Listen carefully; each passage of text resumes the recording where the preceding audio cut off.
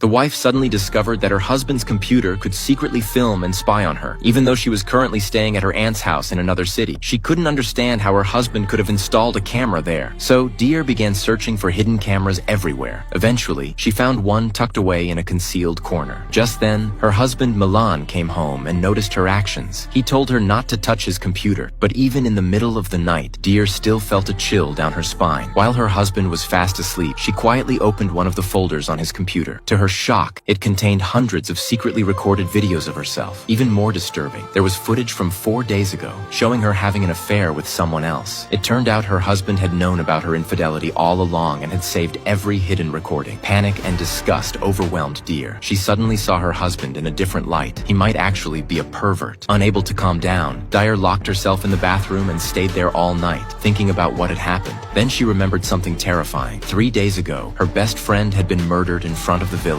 Dear was now convinced that footage of the crime scene must be stored on her husband's computer. Without wasting time, and before dawn, Dear grabbed the computer and rushed to the police station. She told the officers she had found surveillance footage from the scene of the crime, but when the female chief investigator sat down to look through the files with her, they were all mysteriously gone. The policewoman believed Dear was intentionally interfering with the case. Only Dear herself knew the truth. Her husband had secretly deleted the files during the night. Now, with the police doubting her and too afraid to return to the villa, Dear had no choice but to go to her lover, Biso. As soon as she arrived, Biso eagerly helped her undress, clearly only interested in getting her into bed. He acted as though he was letting her get comfortable in his home, but his real intention was to fetch wine and get her drunk. At that moment, Dear happened to notice an old piano in the room. On instinct, she ran her fingers over the keys. One key didn't make any sound when pressed. She suspected a broken string inside, but when she looked inside the piano, she noticed that the string was missing. She instantly remembered the police had said the weapon used to strangle her friend resembled a piano wire. A wave of dread swept over Dear. In that moment, she began to suspect that the real killer might be none other.